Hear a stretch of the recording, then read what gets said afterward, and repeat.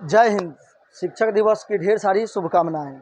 जीवन में कभी भी किसी व्यक्ति को शिक्षा प्रदान करने के लिए सबसे पहले शिक्षक की आवश्यकता होती है, क्योंकि समय और समझदारी दोनों को ज्ञान प्राप्त करने के लिए एक शिक्षक की आवश्यकता होती है।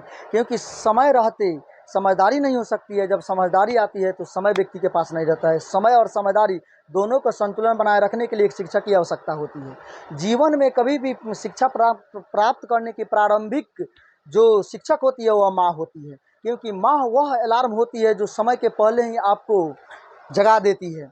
क्योंकि जीवन में अगर शिक्षित होने के लिए सबसे पहले माँ का शिक्षित होना अति आवश्यक होता है, क्योंकि माँ अगर शिक्षित होगी तो अपने बच्चे को कभी अशिक्षित होने नहीं देती है। मेरा कहने का कतई मतलब यह नहीं होती है कि जिसकी माँ अशिक्षित होती है वे अपने बच्चे को शिक्षित नहीं कर पाती है। मेरी माँ भी अशिक्षित है, लेकिन वह जब भी हम कहते थे 4 बजे जगाने के लिए, वो 3 बजे जगा देती थी।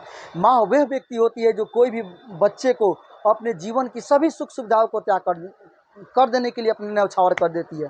लेकिन बाप वह खुददार इंसान होता है जो अपने पुत्र को कभी यह नहीं कहता है कि मेरे जेब में 2 पैसे नहीं हैं। वह कहीं से न कहीं से पैसा को इकट्ठा करके अपने बाल बच्चों की सुख सुविधा के लिए अपने जीवन को खपा देता है। मेरा कहने के संदेश यह है कि कोई भी माँ और पिता हैं, वे अपने पुत्र और पुत्री को सबसे ज़्यादा राजकुमार की तरह सेवा देंगे, लेकिन उस पर नज़र एक दुश्मन की तरह रखते हैं। क्योंकि हम खासकर आजकल समय में देख रहे हैं, बहुत सारे लड़के और लड़कियां हैं जो स्कूल जाते हैं या हॉस्टल जाते हैं।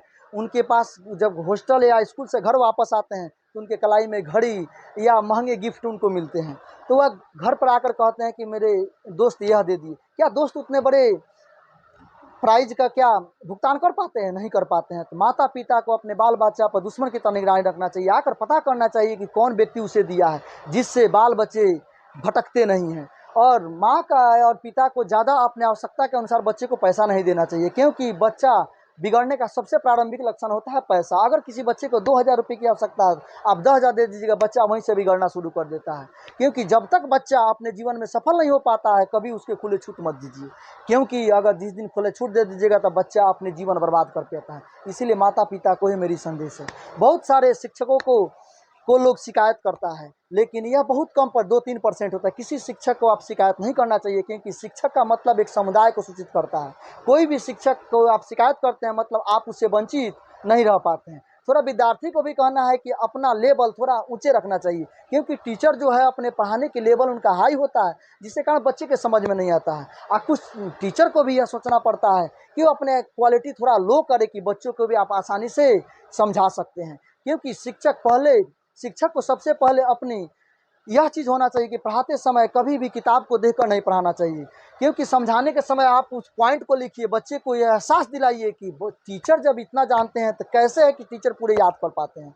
क्योंकि हम लोग भी पढ़ते थे तो टीचर आते थे तो बोर्ड पर पूरा पॉइंट लेकर उसका लेक्चर देते थे, क्योंकि बच्चों की मानसिक स्थिति यह होती थी कि टीचर के कितना सारे चीज़ याद है कि वह बिना देखे हुए पढ़ा देते हैं, जिससे बच्चों में उत्सुकता उत्पन्न होती है और बच्चे पढ़ने के प्रति जागरूक उत्पन्न करते हैं। आप यह है कि नोमरिकल लिखाते समय या पॉइंट लिखाते समय आप लिखाने हैं तो किताब का प्रयोग कर सकते हैं, लेकिन समझाते समय कभी भी किताब को रीडिंग करके उसको पढ़ाने का प्रयास मत कीजिए, जिससे विद्यार्थी और शिक्षकों में तालमेल उत्पन्न होता है, जिससे विद्यार्थी को पढ़ने के प्रति ललक उत्पन्न होती है। इसीलिए भारत को क्या कहते विश्व गुरु कहा जाता है। विश्व गुरु का मतलब एक एग्जाम्पल से हम समझाते हैं, क्योंकि भारत का 1994 में तत्काल जो राष्ट्रपति थे शंकर दयाल शर्मा थे।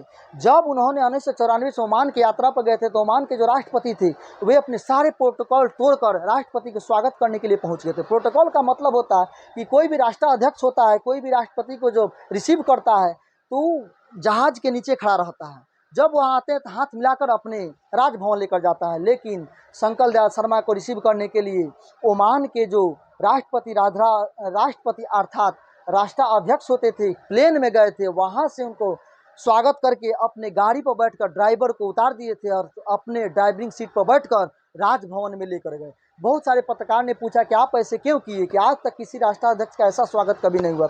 उन्होंने बताया कि जब हम भारत में पुणे शिक्षण संस्थान में पढ़ रहे थे तो यह हमको पढ़ाए हुए थे। हमारे यह राष्ट्राध्यक्ष किसी देश का नहीं समझते हैं, हम इनको शिक्षक समझते हैं। इसीलिए आप समझ सकते हैं भारत विश्व गुरु कैसा होता था। आजकल की परिस्थितियों में विद्यार्थी के पास नैतिक शिक्षा गायब होते जा रही है। जब पहले के समय थे, जब हम लोग पढ़ते थे तो जब एक टीचर आते थे प्रांगण में तो सभी विद्यार्थी शांत हो जाते थे। लेकिन आज की स्थिति वह नहीं है, क्योंकि टीचर वे होते हैं जो विद्यार्थी के मुश्किल जीवन में उसकी उच्च जीवन को तरक्की करने के लिए वे विभिन्न प्रकार के अपने उपलब्धि वाणियों से व्यक्त करते हैं, जिससे विद्यार्थी का जीवन सरल और सुगम हो जाता है। क्योंकि जीवन में ठोकर और ताश में जोकर का महत्व काफ़ी ज़्यादा होता है, क्योंकि जीवन में जब तक ठोकर नहीं होगा तब तक आदमी की प्रगति नहीं हो सकती।